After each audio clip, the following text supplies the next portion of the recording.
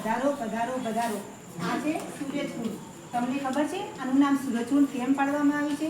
સૂર્ય વિમાનના દેવો જ્યારે શત્રુંજયની યાત્રા કરવા આવતા હતા ત્યારે સૂરજકુંડનું વિમાન અહીંયા ઉતારતા, દેવમાં તે અહીંયા ઉતારતા હતા અને તેઓ પોતાની યાત્રા કરતા હતા। આથી તેનું નામ સૂરજકુંડ પડ્યું છે। આનો મહિમા બહુ જ છે।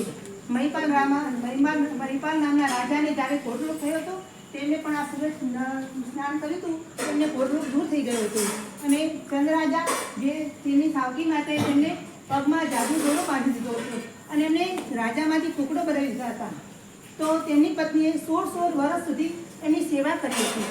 જ્યારે એમને એમ થયું કે લાવ હું એને પણ આ શેત્રુંજયની ભાવ યાત્રા કરાવી, ત્યારે તે પોતાના પતિ એટલે કુકડાને લઈને શેત્રુંજય ઉપર ગઈ હતી અને ત્યાં ગયા પછી કુકડાને એવો ભક્તિભાવ જાગ્યો કે હું પણ આ સૂરજકુંડમાં પડીને મારું જીવન સફળ કરું। અને જેવો એ સૂરજકુંડમાં પડવા જાય છે અને પગમાં બાંધેલો જાદુ દોરો તૂટી જાય છે અને ચંદ્રરાજામાંથી તે રાજા બની જાય છે।